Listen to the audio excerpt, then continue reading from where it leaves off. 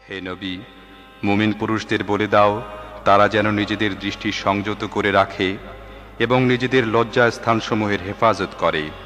এটি তাদের জন্য বেশি পবিত্র পদ্ধতি। যা কিছু তারা করে আল্লাহ তা জানেন। আর হে নবী, মুমিন মহিলাদের বলে দাও তারা যেন তাদের দৃষ্টি সংযত করে রাখে এবং তাদের লজ্জাস্থানগুলোর হেফাজত করে, আর তাদের সাজসজ্জা না দেখায় যা নিজে নিজে প্রকাশ হয়ে যায় তা ছাড়া। আর তারা যেন তাদের ওড়নার আঁচল দিয়ে তাদের বুক ঢেকে রাখে। তারা যেন তাদের সাজসজ্জা প্রকাশ না করে, তবে নিম্মুক্তদের সামনে ছাড়া।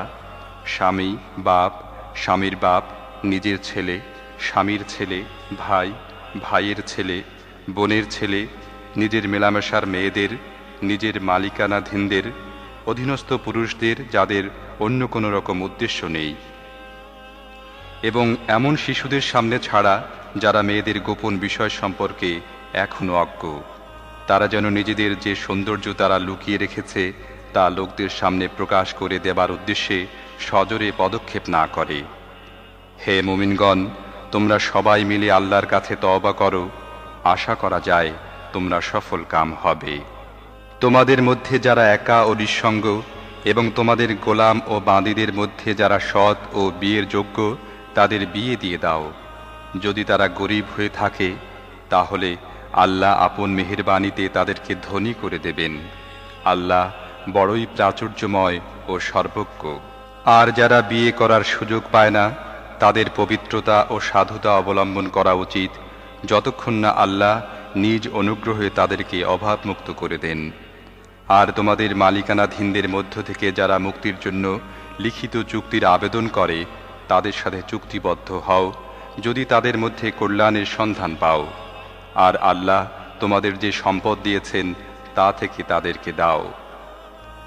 আর তোমাদের বাদীরা যখন নিজেরাই সতী সাধ্যী থাকতে চায় তখন দুনিয়াবী স্বার্থ লাভের উদ্দেশ্যে তাদেরকে দেহ বিক্রয়ে বাধ্য করো না।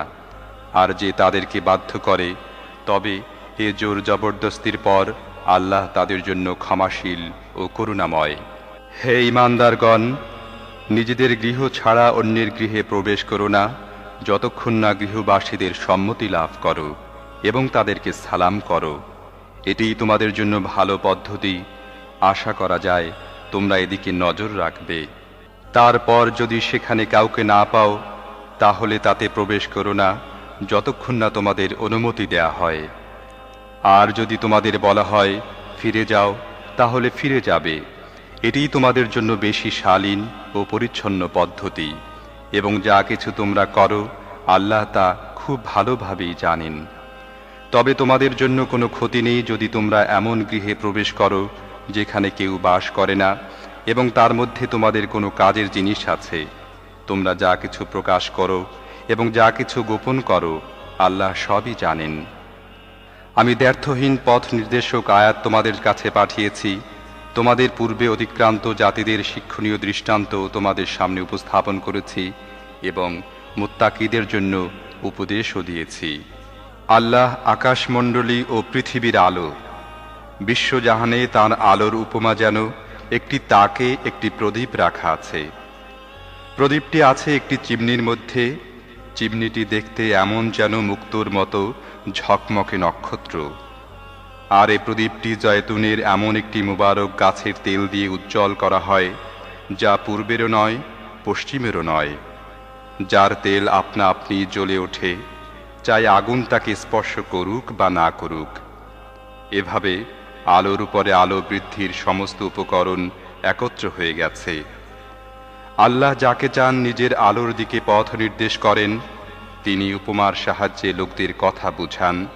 তিনি প্রত্যেকটি জিনিস খুব ভালো করেই জানেন।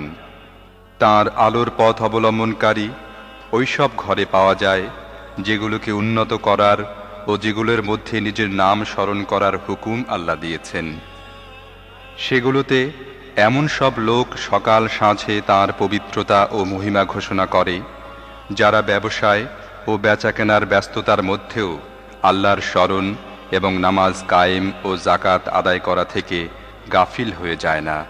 তারা সেদিনকে ভয় করতে থাকে যেদিন হৃদয় বিপর্যস্ত ও দৃষ্টি পাথর হয়ে যাবার উপক্রম হবে। আর তারা এসব কিছু এজন্য করে যাতে আল্লাহ তাদেরকে তাদের সর্বোত্তম কর্মের প্রতিদান দেন এবং তদুপরি নিজ অনুগ্রহ দান করেন।